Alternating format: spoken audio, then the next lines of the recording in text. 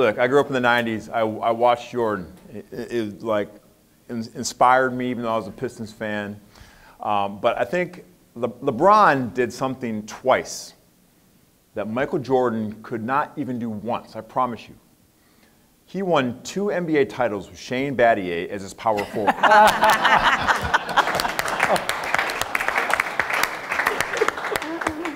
LeBron did it twice, MJ couldn't do it once, all right? So that's why LeBron is the GOAT, all right? I'm going down with that one.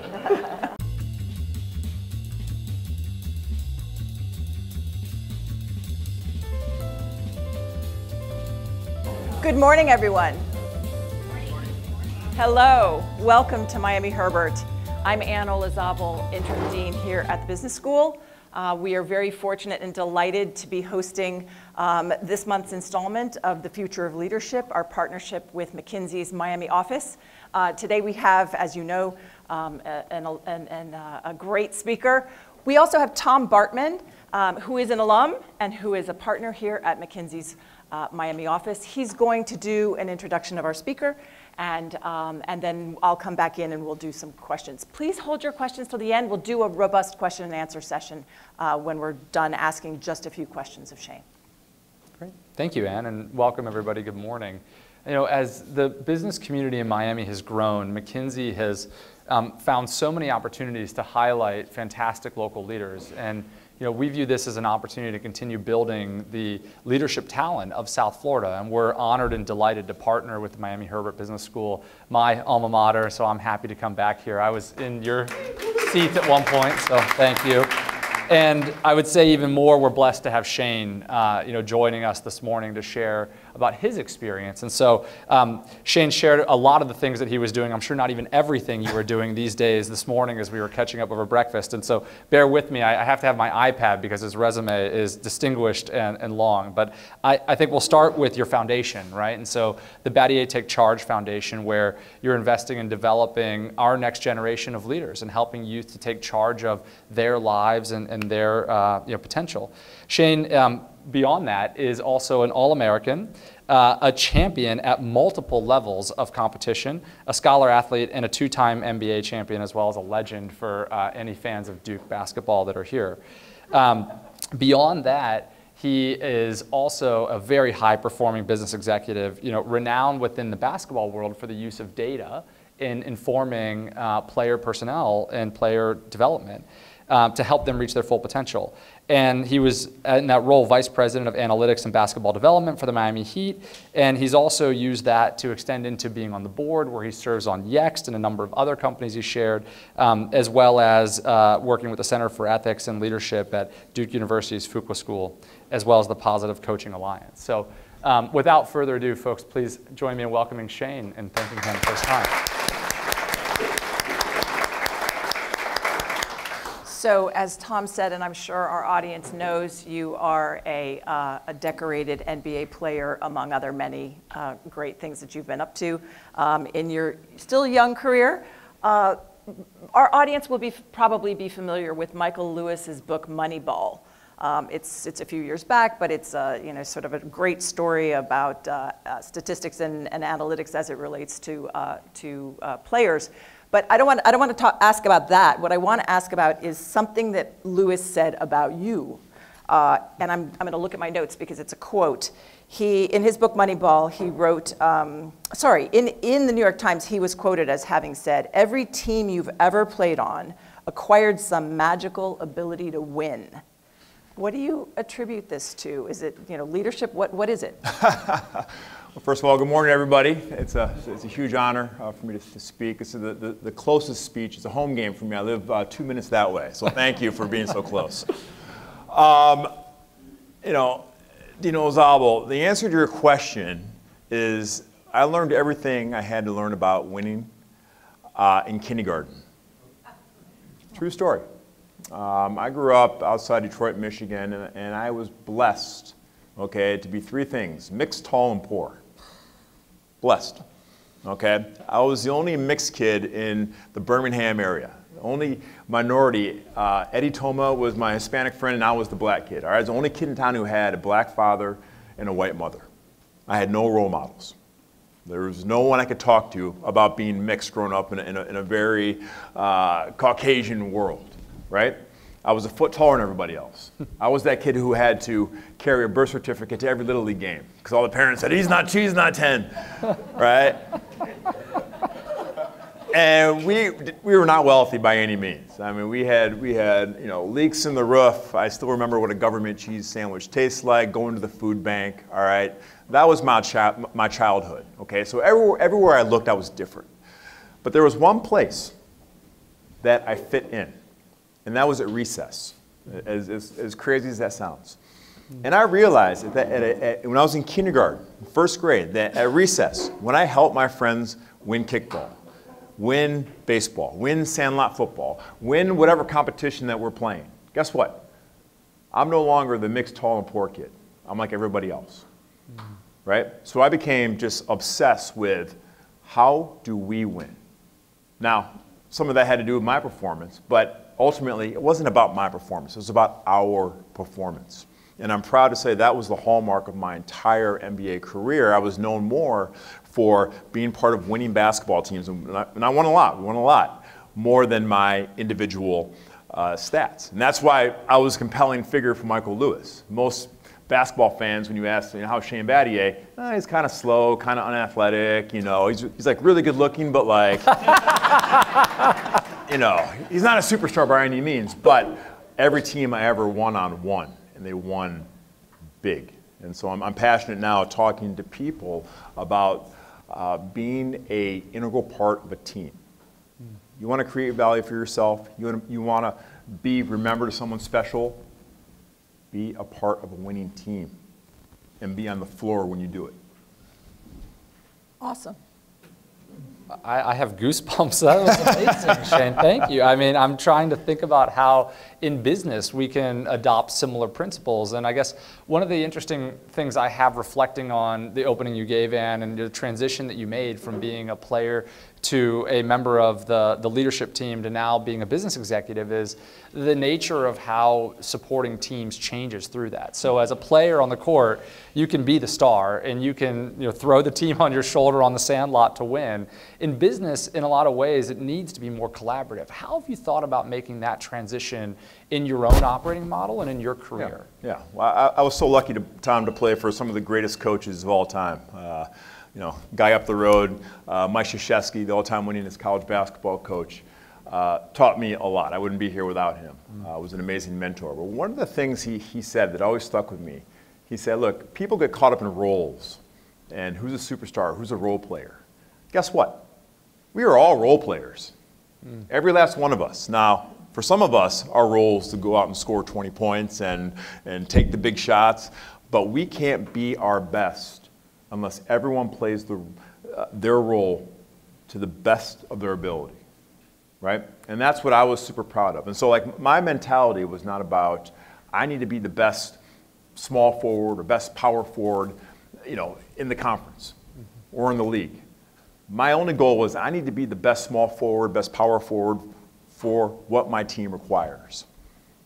And when you have a bunch of folks thinking like that I need to be the best in my role for my team, amazing, amazing things happen. When I was with the Miami Heat and ran data analytics, we embarked on a 3-year study through data, trying to figure out where are the undervalued players that we can bring into our fold. Not necessarily the players that scored the most, that were obvious ads, but who were the players that, like me, like you had to look really, really hard and kick a lot of rocks to find undervalued assets.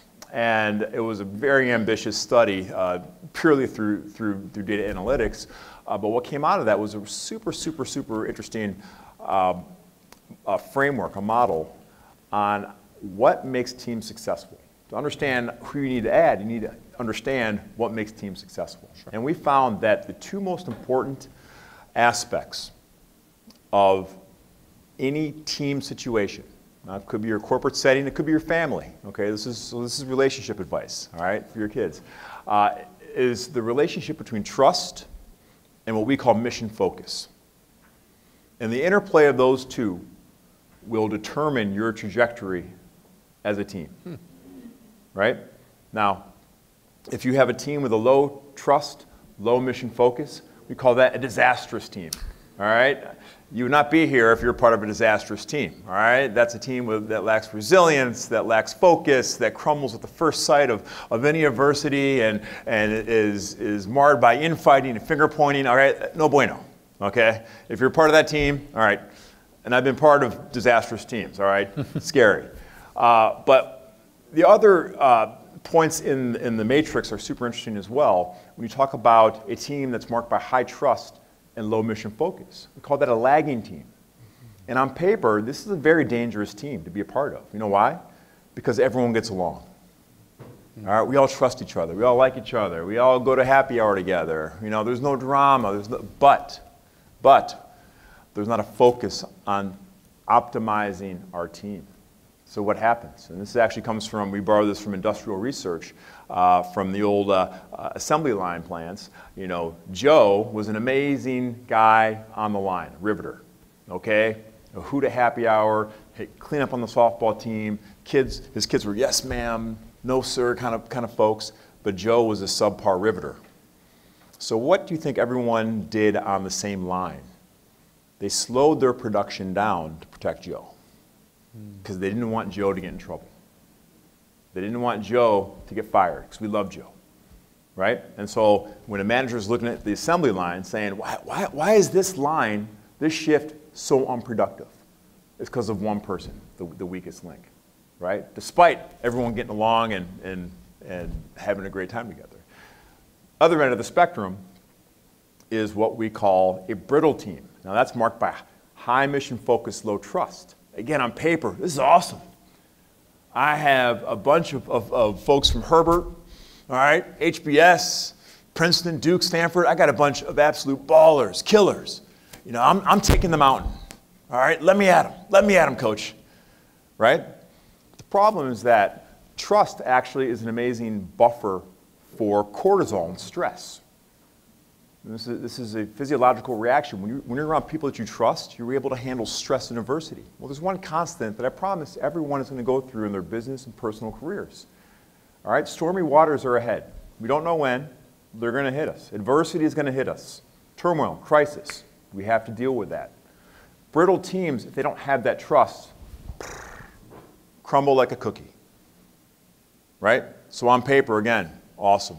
We have a bunch of folks ready to take the mountain, but are unable to withstand the pressures of chaos, crisis, adversity, okay? So where we want to live as business people, as a family, as a community, we want to live in a high trust, high mission focus area, right? There's a shared accountability. There's a shared resilience. There's a shared enjoyment. There's a shared identity. When you walk into, University of Miami and you throw up the U, guess what? It means something. It means something, right? You're proud of your association. And I've been a part of many championship teams. Every championship team has been marked by high trust, high mission focus. Wow. And so that's a different way of looking at team dynamics and how to build and create a championship team that we all want to be part of. Because winning's fun. Great lessons especially for our business students that are in the audience. I'm curious, so we've talked a bit about teams. I'm curious about sort of, and I don't know if you can answer this, but how do we move our society away from what appears to me to be a trend towards individualism?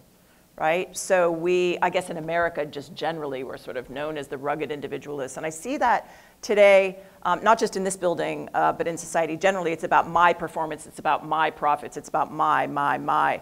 How do we shift, maybe, if you can speak to this at all? Because I'm guessing you've seen different types of teams where you have these sort of more individualist players. How does a coach, and you have some experience coaching young people, how do you shift a player or a young business person or an older business person away from that individualist perspective and into a team perspective, if you can say? We are so bombarded with images of individualism now. All right, every time you pick up your phone and you're on Instagram or Snapchat or Facebook, it is, wow, look at me. Look what I did. All right, me. So we all think, oh, that person's got the best life ever. Like I'm not anything, right? And so like all of us, we're all susceptible to this, right? And so we're socialized to think that the best way to be recognized is to have individual greatness, right? And I gotta tell everybody, because if I don't, no one's gonna notice me. And so we've lost faith in our ability to be a part of an amazing team, all right? And it's for my young people, you want to get promoted, you want opportunity, again, win. And so how do we change that?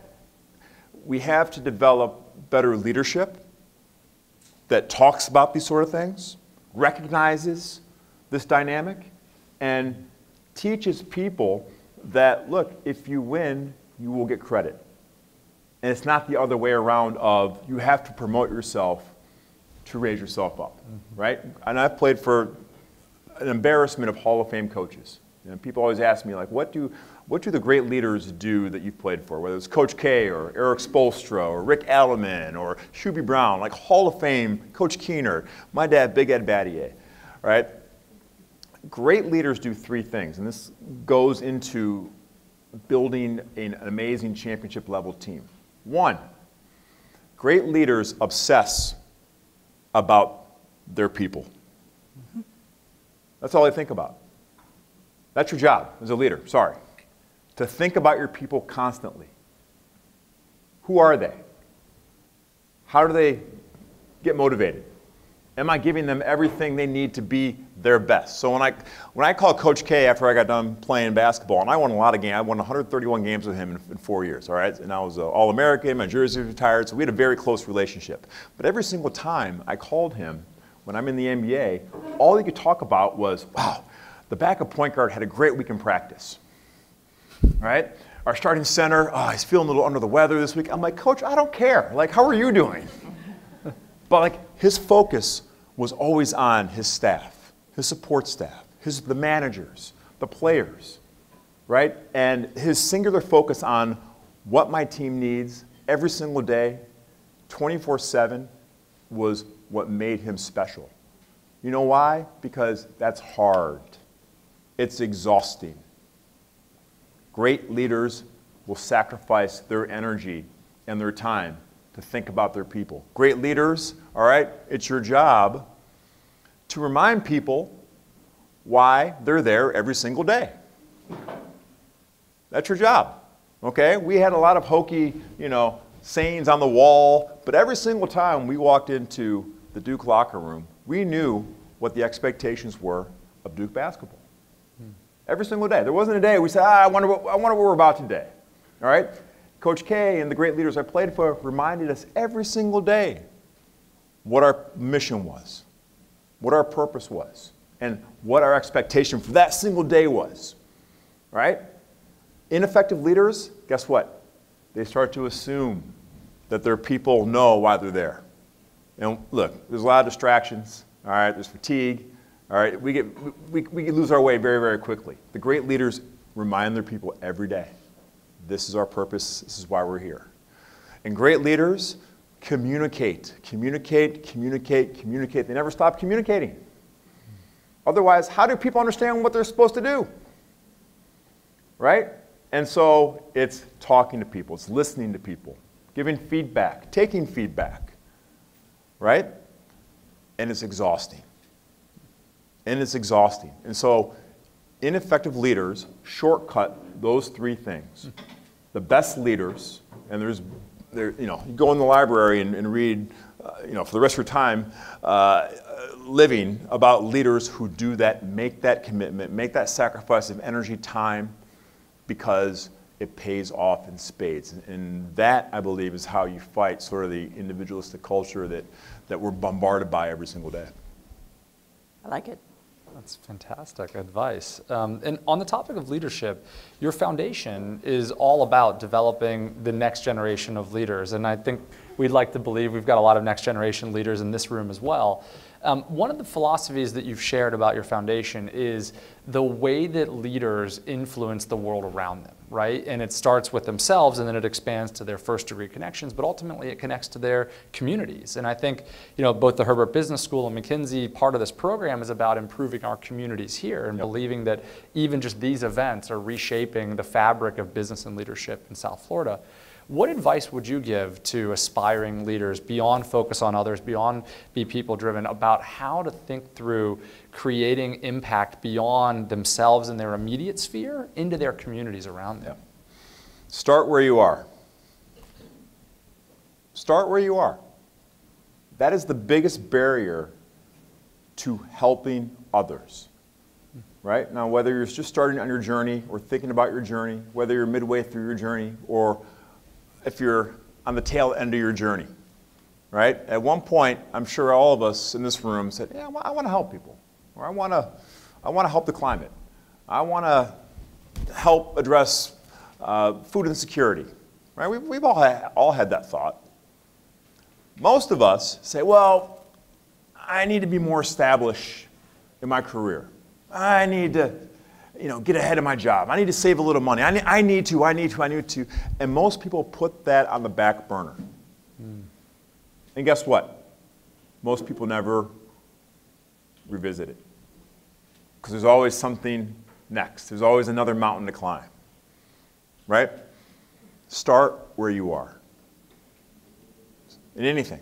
Start where you are. Doesn't matter if you've put this off for years, start where you are. When I started the Battier Take Charge Foundation, I was just a basketball player.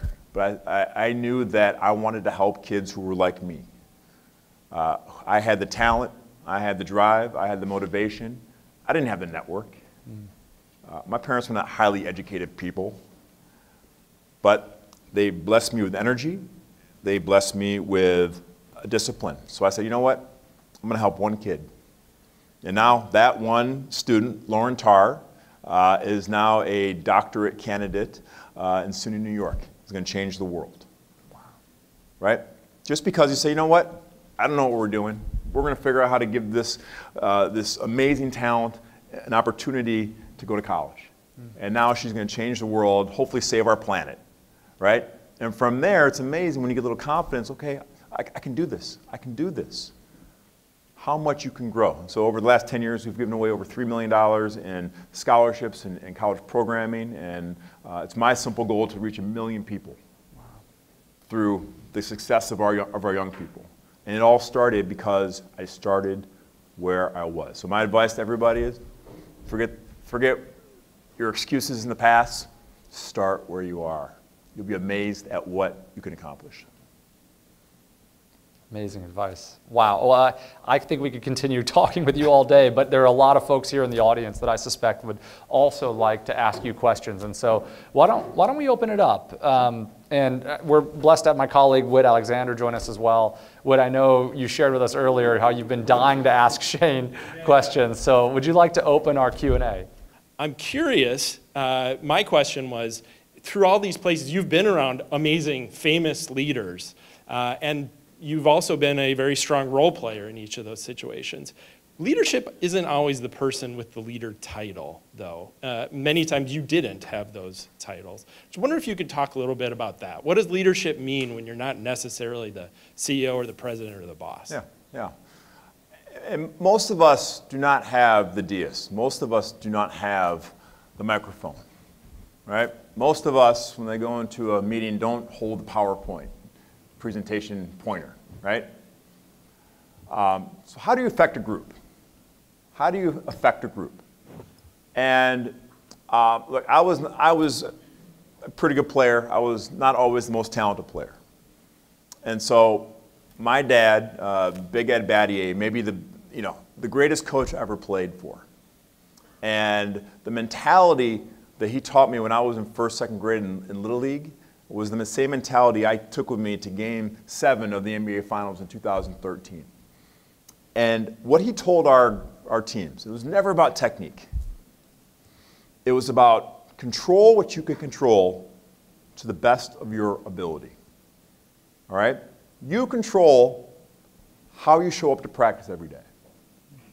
if you're enthusiastic, if you're energetic, right? Do you hustle on the field? Do you hustle off, right? Do you support the last guy on the bench like you support the cleanup hitter, right? Do you show great sportsmanship? After a game, win or lose, do you shake the other team's hand and say, great game, right? You choose how you react to a win, how you choose to react to a loss. That has nothing to do with talent. Nothing. All right? That's within all of us, right? Do you show up early? Do you stay late? Right? Do you give all your energy every single day, and control what you can control? And if you do, I promise you, the people that are around you, they will know you're about the team. And you don't need to tell them. Because people are always scanning, all right? There's one thing we're all really good at. We're all good at looking and understanding the charlatans, the bullshitters, all right? We're always scanning. Oh, hey, this person, all right, they're full of it, no matter what they say, right? We're really good at that. We're really good at pointing that person out. And so when you control the things that you can control to the best of your ability, and don't give anybody a reason to ever doubt that your intentions are about, hey, we have to win, right? Guess what? You become a leader. Now you become a leader because you've gained the credibility. It's not the other way around. You don't come in and say, well, I took this class at Herbert and I read this book and you should do this. No. You have to earn the credibility. I got traded a couple times in my career and I treated it just like going to a new school when I was in 6th grade. All right? I didn't come in and start saying, well, I did this way at Duke. No. I showed people that I was about the right things. Quietly. I was there early, stayed late. Didn't make excuses, didn't point the finger. Took responsibility, right? All those things that make you a catalyst. All those things that create trust and create an environment of high mission focus. Those are what I controlled for. And then all of a sudden, it's amazing when you have credibility, when you have the trust of people around you, how you can influence people, how you can make a difference for your team, right? So that's my advice: is to control what you can control, and don't worry about the consequences. Good things will follow, I promise.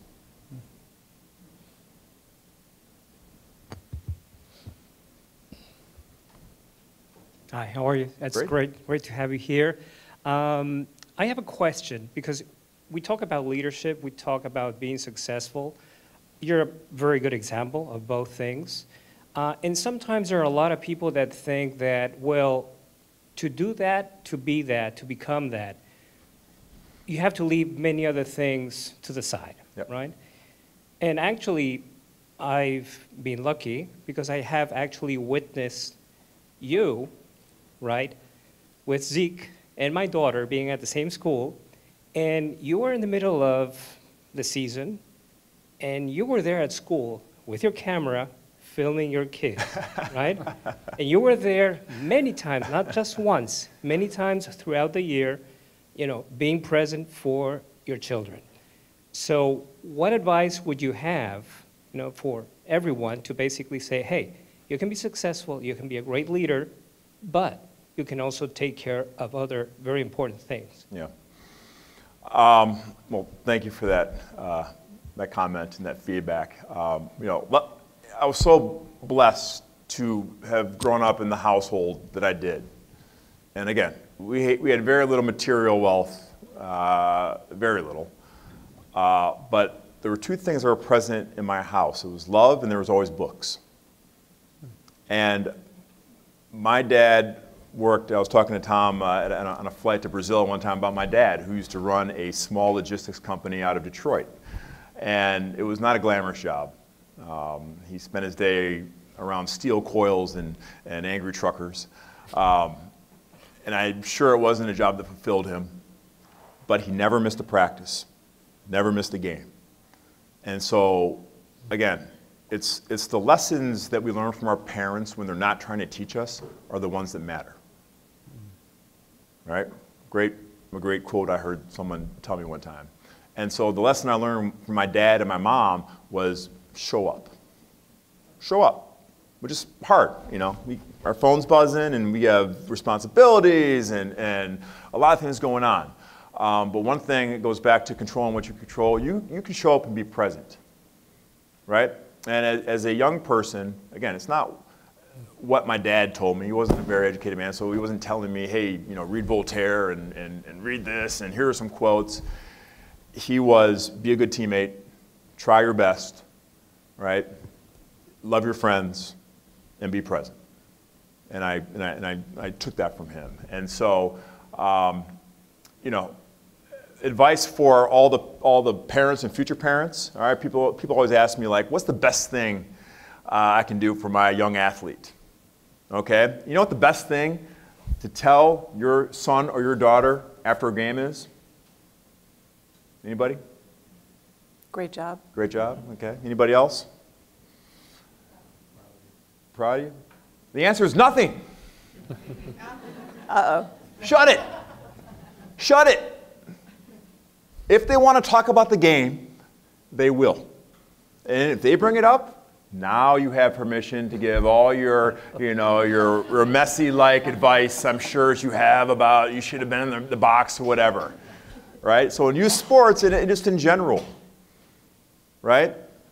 Allow your kid to experience and be, and if they want you to be part of it, they'll bring you in, all right? And the number one reason kids, I think 70% of kids quit sports before age 13.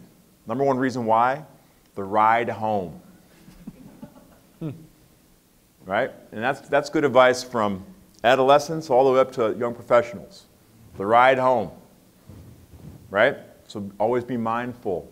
But if you're there and you show that you care and you love them regardless, they feel it. They know. I feel like there's some lessons there for teams in the business world, yeah. right? Mm-hmm. Show up. Really important. You said that you grew up like around books and stuff like that, right? So I kind of have this obsession with buying books also, and my girlfriend's pissed off about it all the time. I think I ordered 2 on the drive here, you know?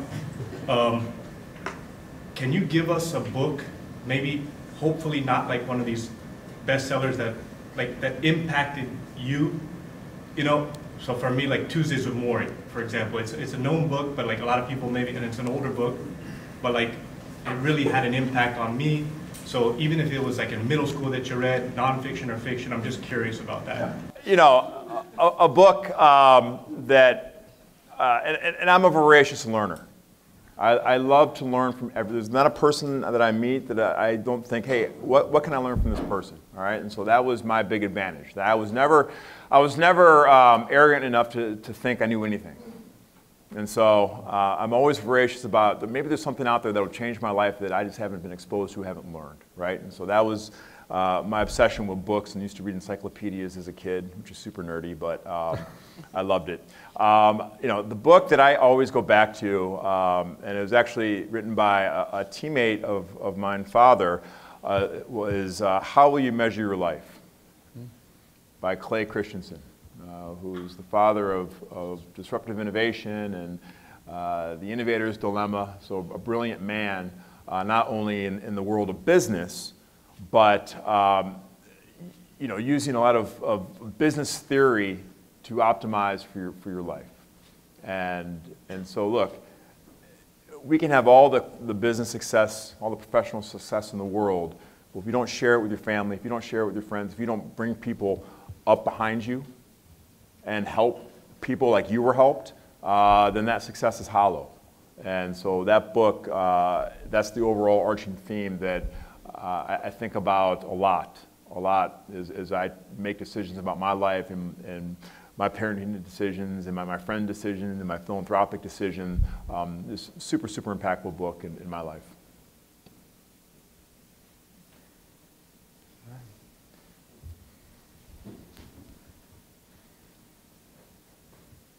Good morning. So you talk about all the great leaders that you have worked with and worked for, and I kind of wonder sometimes, is the pressure on the leader to create the right environment, or is the pressure on the team to rise up to the leader's expectations? Yeah, I think that's a great question. Whose responsibility is it? Okay, I think it's up to the leader to set the culture, okay? But that culture cannot be forwarded unless you have amazing foot soldiers to carry out the day-to-day, okay? So it's incumbent onto both. When I played at Duke, and again, when I graduated, we set a record for the number of wins in a 4-year period. We were 131 and 15 in 4 years. All right, we didn't lose a lot. The ironic part about that was Coach K not once, ever said we have to win this game. The goal was not about wins and losses. It was always about standards. And he repeated the lesson of if we played to the standard that we're capable of, and if we played to the standard of Duke basketball, guess what? Wins are a byproduct of that. And losses are a byproduct if we fail to those standards. All right? So that was the expectation.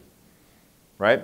Now, I played for amazing senior leadership when I was a freshman. All right? Guys like Steve Wojciechowski and Trajan Langdon and guys who taught me what it meant to be a Duke basketball player in a way that Coach K couldn't. Right? And I'll never forget, we had these things called 17 across. It was a conditioning test. And I hated it. I'm not very fast, so I hated it. So it was 17 lengths of the basketball court in 1 minute. Okay? And if one person doesn't make it, guess what? 60 more seconds to do it again. So like this used to give me sweats at night. I'm like, oh my gosh, 17 across. I used to do like 5 times. So I'm like, oh, 17 across. I hate this. So one day going to practice to run 17 across, I tell, as a freshman, I say to nobody in particular, man, I hate 17 across. And our senior captain, Steve Wojciechowski, turns around and says, you know what I hate? Losing. And turns around, you know, and walks away. And I felt like this big. I felt this big. And I said, okay, this is what it means to be a Duke basketball player, the Duke man, right? So if Coach K would have said that, it would have meant something, but to have that come from my peer meant maybe more. And so what Coach K did is he set the culture from the top, but it was the senior leadership and the ownership that he gave the players that really makes it go every single day.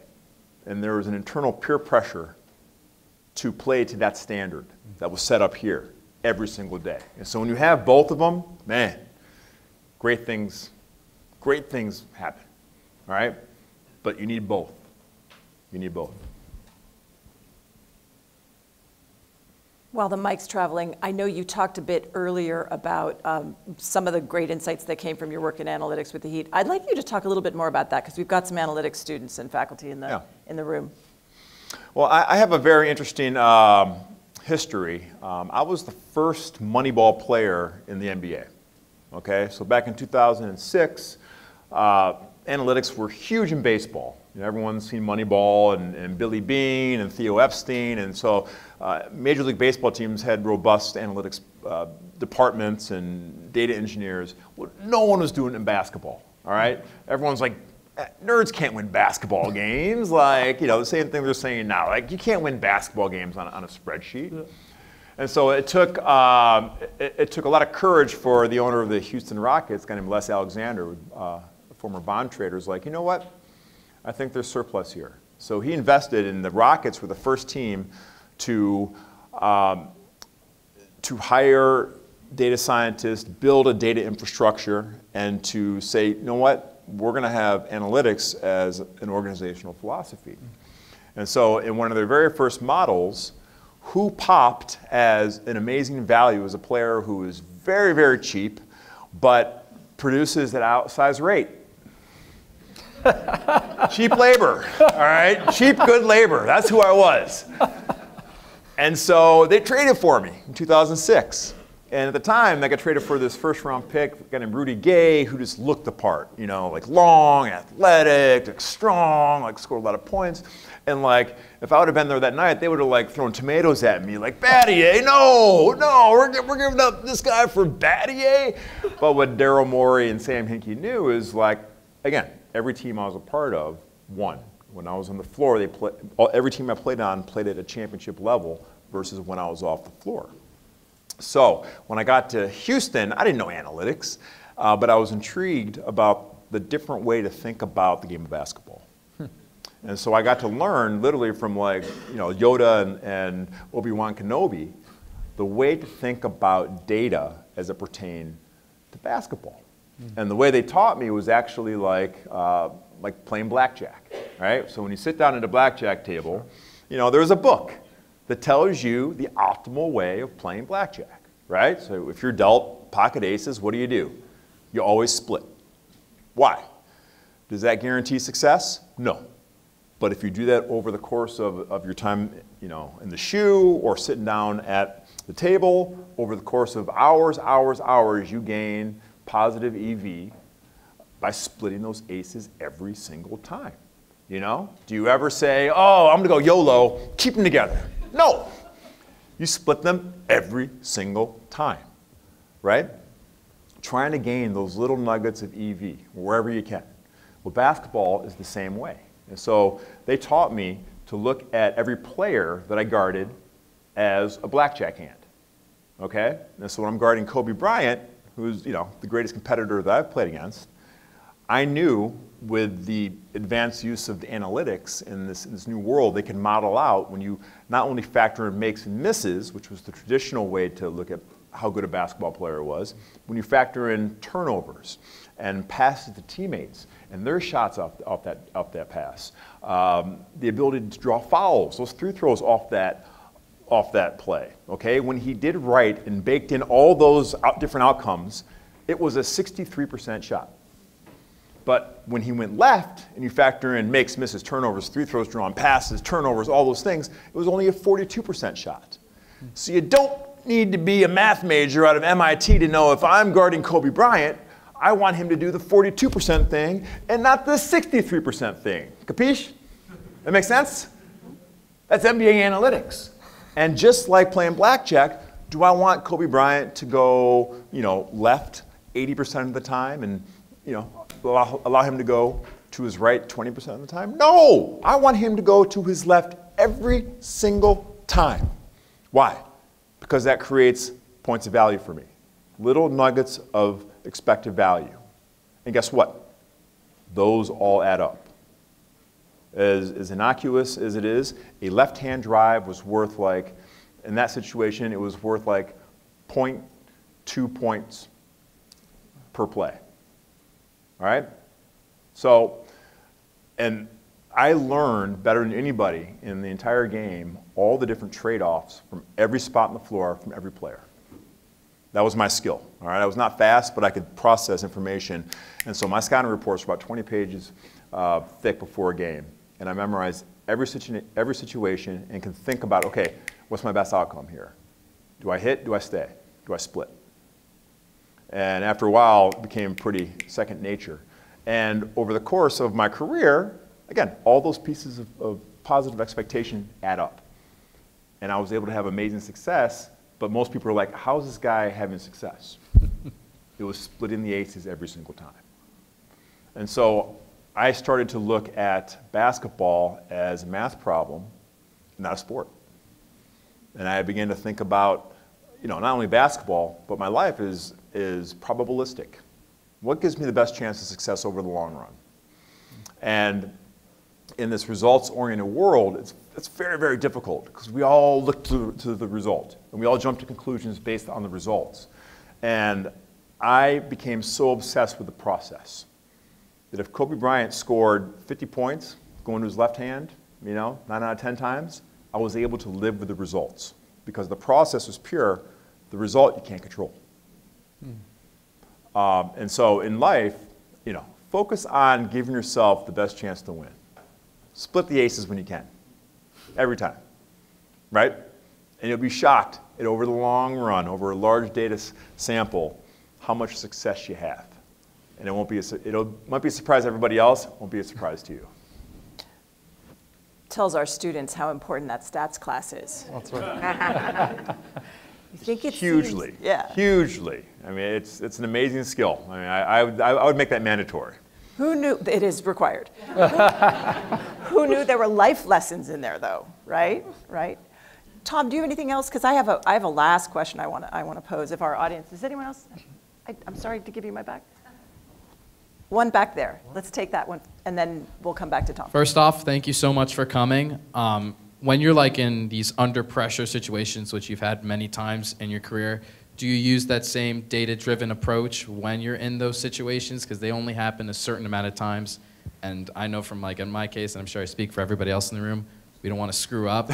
So do you use that data-driven approach, and what specifically do you focus on when tensions are high and you want to succeed? Yeah, that's a great question. Well, there's two things to mitigate pressure. Okay, one is repetition, right? If you practice a situation, whether it's a presentation, a speech, a test, interview, again and again and again and again and again, it's amazing when you get to a pressure situation how it's not pressure filled. If you're not prepared, you're going to start to doubt if you have the game or not, right? So repetition is the number one cure to mitigate stress and pressure.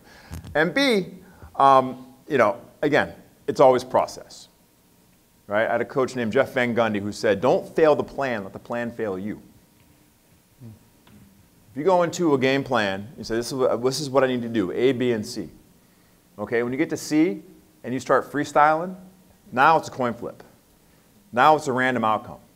It always is a random outcome, but if you do A, B, and C like you determined before you went into the test and you fail, okay, now it's about, okay, what was wrong with maybe B? But at least you know what didn't work. When you start freestyling and going off the game plan, all right, you don't learn anything, right? So don't fail the plan, let the plan fail you. And as a manager of people, that is like such a liberating thing to say to your people, right? Hey, trust me, I've thought about this. I've thought about this a lot. I think it's X, Y, and Z. Just do this. If this doesn't work out, guess what? It's on me. All right, you're not losing your job. All right, I'm not going to crush you. All right, that's on me. I need to do soul searching. But if you do X, Y, and B, now we got a problem. So don't fail the plan, let the plan fail you. It's liberating to your people, and they can give everything they can to that plan, and you get better data at the end of that, regardless of the outcome. Amazing Great advice. Maybe one closing thought, when we were chatting before, we talked a bit about grit and the ability to be resilient in the face of adversity, and reflecting on your story of being the first Moneyball player. Here where we sit today, it's an amazing inspirational story of somebody who reinvented the game of basketball. But I could imagine in the moment, it was maybe a hard situation to be in, where everyone in the media and the news is saying, Battier, like this guy, like come on, and you're hearing that, you're existing in that environment, and yet needing to show up and deliver. How did you think about being resilient and using that as an opportunity to become what you are today? Well, again, I had the blessing of being different. And what changed for me, I really struggled with my race and my racial identity when I was young, because I had no role models. And I used to just isolate myself. I lost myself in school, lost myself in basketball, because I was scared to offend people. And what I realized when I was in high school was, look, I'm a good person, I do my best, and if someone doesn't like me for me, I can't control the outside narrative. All right, I'm a good person, I believe in who I am, and that's all that matters, right? And so in basketball, you get a lot of feedback, all right? Twitter, Instagram, Joe the Butcher at Milam's, like, everyone's telling you what you should be doing. You can't make it in the bigs, and we're going to have future CEOs in this room, CFOs, CTOs, CIOs, right? You have to be able to separate the outside narrative, what we call the noise, from what's real, right? And you have to be able to look at yourself, understand like where you are in that journey, and understand that like the outside noise, whether that's the Wall Street analysts, whether that's whoever, they don't know what goes on in the locker room, your locker room, right? And so only listening to what's real and being able to block out distraction is going to make you that much of a better of a business person, executive, right? Understanding what's real. And so that is one of the hardest things as you climb the road to success. Because everyone is going to have an opinion. And very few matter, right? And so, I had that gift when I was young to understand that, look, I'm never going to have swag, all right? I'm never going to be the highest score, selling jersey in the store. I'm not going to be a high flyer. I'm not going to have the most Instagram followers. That's cool. I'm going to have an awesome life. I'm going to be proud of the work that I've put in, and I know what my contribution to the teams that I've been a part of, and that's what I'm most proud of. Last chance. Okay, so the last question we ask in every one of these events is, and you've given us an enormous amount of terrific advice today, any other advice that you would give in particular to the students in the room as they think about their careers? Yeah. Fail.